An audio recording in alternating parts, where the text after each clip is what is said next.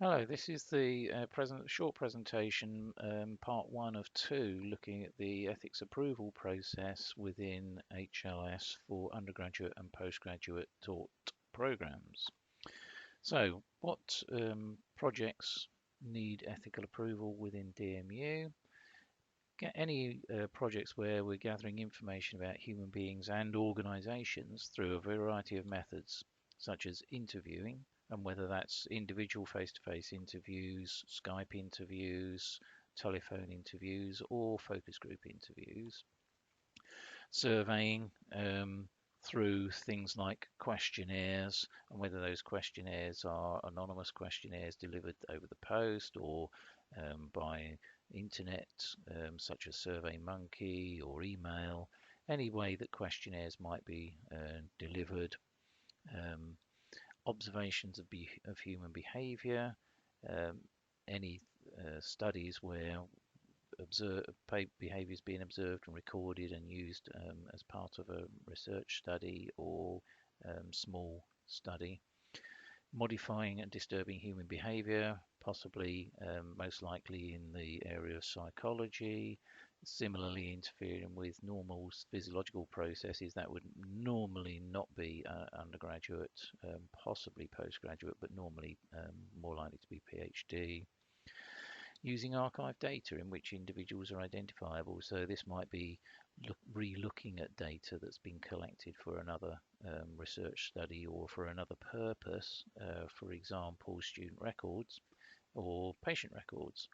Um, it doesn't include using data where individuals are identifiable that are of a public record. So, for example, newspaper articles would be an example of somewhere where the individuals are identifiable in data, but you wouldn't need ethical approval to use that data in a study because it is publicly available.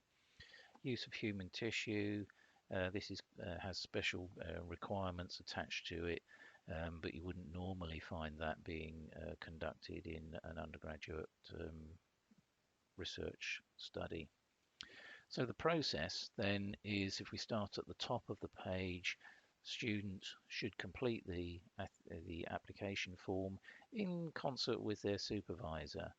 At the very least, once the form has been signed, then the application form and all the supporting documents, and I'll come to those shortly, should go to the supervisor and or the program leader, and then they will identify two academics with subject area expertise who aren't part of the supervisory team to review. And if all is well, we follow the green path and it gets submitted to the program management board, who the program management board chair then signs it off to say that the process has been completed properly, and then that goes forward to the chair or deputy chair of the ethics committee, and if all is deemed to be well, then the program leader is informed and the student can then be informed they may start their data collection. No data can be collected until that confirmation of approval has come through, and obviously at any point, potentially, if there are things that need to be adjusted or amended before a project can go forward, then it can go back to the student and the supervisor to have those amendments made. So what documents need to be submitted? Obviously the application form, a proposal. For postgraduate studies, this might be quite detailed. For an undergraduate study, it may be less detailed. It depends on the study and the program area. Participant information sheet, I'll come back to that in more detail in part two. Consent form, again, I'll come back to that in more detail in part two. Recruitment flyers, so any posters that might be put up, or email adverts or what have you, that may be used to recruit participants to the study.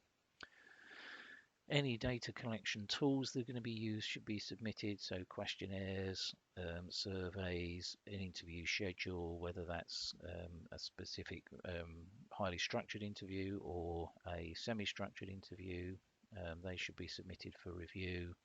And anything that goes out to participants must be put on DMU headed paper.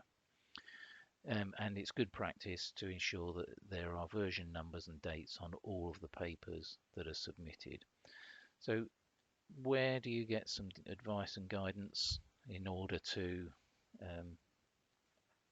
conduct all of this? Well, it's on the health and life science pages of the research area of the website. So if I just go back to the main website, just click on research, go to the left hand side down to ethics and governance, scroll down the page for faculty specific procedures, and there you'll see health and life sciences. Just click on the health and life sciences button, and everything that you need in order to guide you through the process is on this page. So there's a very useful guidance document here, and you'll see that on the contents page it covers everything that you might need to consider in terms of preparing your research proposal for application. There's a copy of the application form, which looks like this. Obviously, certain standard information, but then the important stuff here is what's the main research question, give a brief overview of the research, which might be a précis of something that is in the protocol. Most importantly, how do you plan to recruit the volunteers? So this isn't just about how many you want to recruit, but the process that you're going to go through in order to recruit them. How do you identify who your potential participants are going to be? How are you going to approach them? How are you going to make sure that they've given voluntary consent to participate in your study? Further down the page, you're then asked to identify all of the ethical issues and how you're going to address those. And clearly, this is something that you need to work through with your supervisor. You will also see that there's a copy of the reviewer form, so you can see exactly what the reviewers will be looking for, and obviously if they tick everything as yes or some things as not applicable, then they will be able to tick box number 1 that they recommend the studies given ethical approval. If there's any no's, then they may recommend in this box some specific changes in order to gain approval. Now the important thing to remember here is that the reviewer is recommending approval, they're not actually giving approval. Remember, the process is that then it has to go through the PMB chair and then on to the chair or deputy chair of the Research Ethics Committee to make sure that the process has been completed fully. As I said, in part 2, I'll also be looking in detail at the participant information sheet and the consent form, but they are here on the website for you to go through and see, and you are highly recommended to use the format that is detailed here.